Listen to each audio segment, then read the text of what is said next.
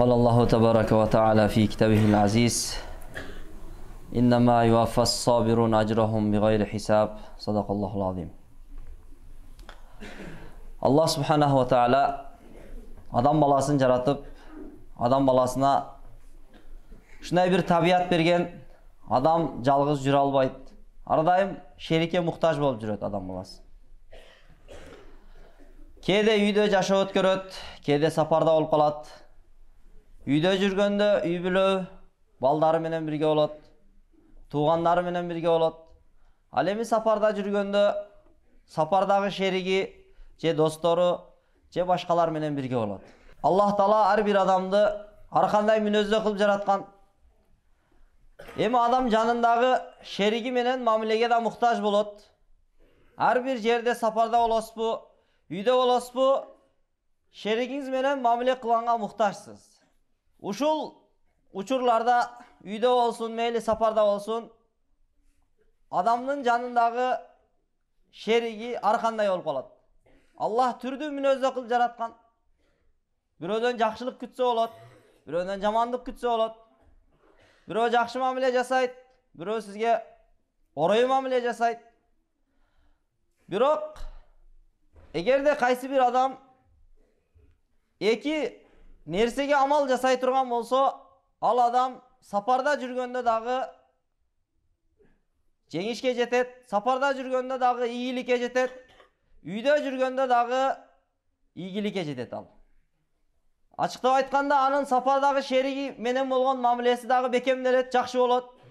Эч качан мамилеси бузулбайт. Ошондой эле үй бүлөдөгү мамилеси дагы бузулбайт. Ошо эки нерсеге амал кылуу менен.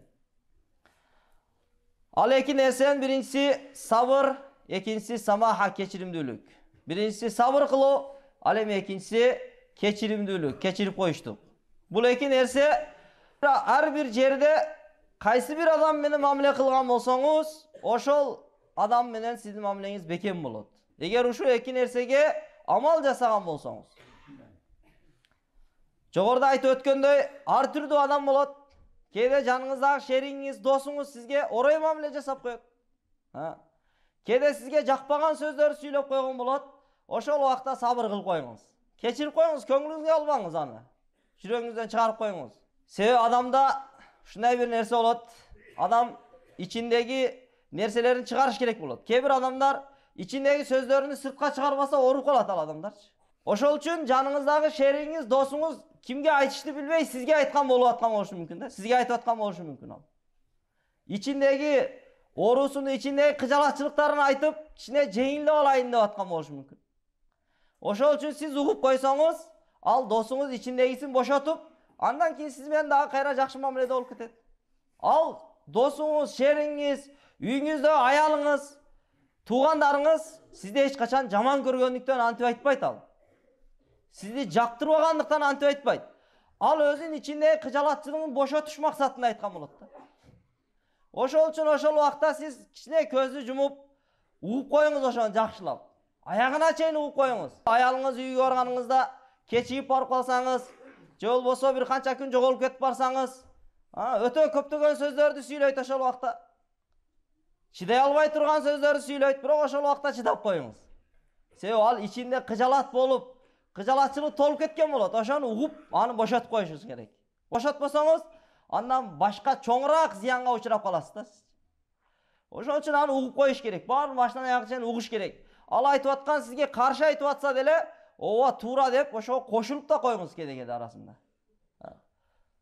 Ошондой эле шериңиз, досуңуз дагы ичиндеги армандарын чыгарып атканда кошулуп коюп, туура айтасың, эң туура, кечирип кой. Адам эч качан көтөрүлбөйт, төмөнгө түшмөйүнчө да. Качан сиз биринчи төмөнгө түшөсүз, топурак болосуз, андан соң көтөрүлөсүз. Кээде адам ойлойт, мен байлыгым бар, бийлигим бар, башка нерсем бар деп ошого таянып, адам өзүн жогору сезип көтөрүп жүрө берет.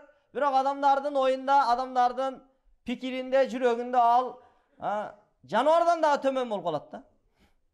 Алланын алдында да эч качан даражасы болбойт ал адамдын. Ал эми качан адам өзүн төмөн ала турган болсо, аны ар бир адам жактырат аны. Аны ар бир макулук жактырат аны. Ал ар бир жерде сүйкүмдүү болот ал адам. Keçirimli olsa, kanday bir muamele kılsa da keçirip koyun. Ha. Eç nerse emes, makul eç nerse emes. Ha. Siz emi oşonu keçirmey koyuştuk menen, siz emne kıla alasız siz anı? Bolup ütken nerseni kantip baytarasız artka? Anas radıyallahu anh aytat, Peygamberimizin uyunda 10 yıl hizmet kıldım.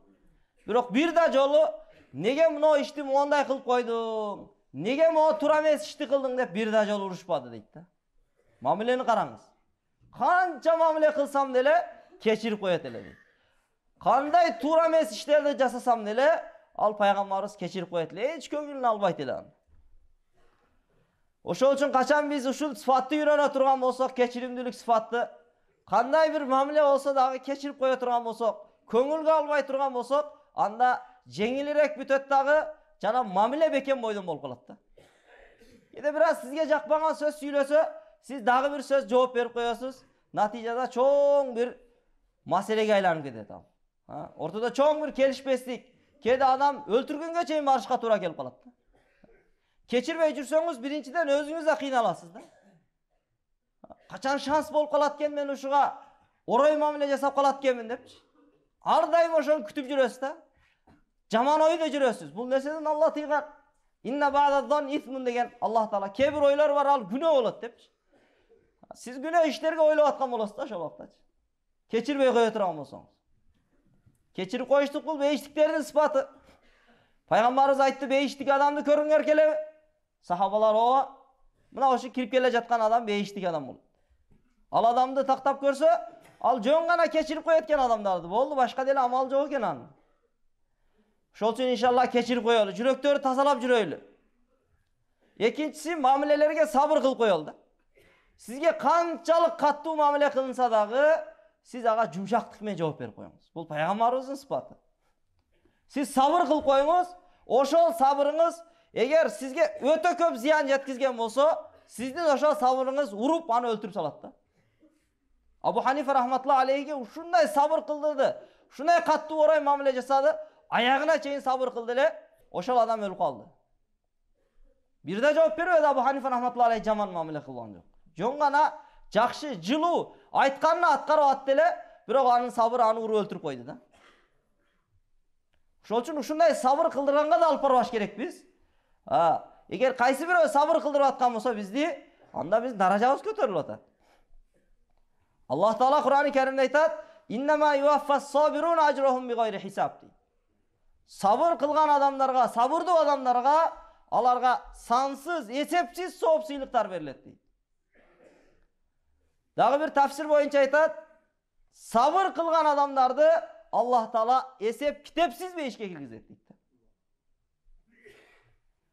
Ошол үчүн иншалла бардыгыбыз ниет кылайлы, ушул эки нерсеге бекем болом деп. Сабырдуулук жана keçиримдүүлүк. Ушул нерсеге амал жасай турган болсоңуз, үй бүлөдөгү аялыңыз менен болгон мамилеңиз дагы жакшы болот. Үй бүлөдөгү мамилеңиз бекемделет. Сапардагы мамилеңиз бекемделет. Ишканаңыздагы мамиле бекемделет да. А эгерде бул эки сыпат жок боло турган болсо, анда сиз эч жерге батпай каласыз. Үйдө да батпай каласыз. Сыртта да батпай каласыз. Ишканада деле батпай каласыз да. Бирок адам мамиле кылганга зарыл, муктаж. А мамиле кылбайын десеңиз болбойт. Кыйналасыз өзүңүз. Муктаж болосуз, алыш керек, бериш керек. Ошол үчүн иншалла бардыгыбыз ниет кылайлы, иншалла ушул эки сыпатты жашоомо алып келем деп иншалла. Алып келе турган болсок, иншалла биздин жашообуз гүл болот. Жашообуз эң жакшы жашоо болот. Мамилебиз жакшы болот. Ар бир шеригибиз менен дагы, үй бүлөдө болсок, үй бүлө менен дагы, сапарда болсок, сапардагы шеригибиз менен, ишканадагы шериктерибиз менен дагы мамилебиз эң жакшы мамиледе болот. Качан биз сабырдуулук жана ошондой эле keçиримдүүлүк сыфатына иштей турган болсок, мээнет кыла турган болсок иншалла.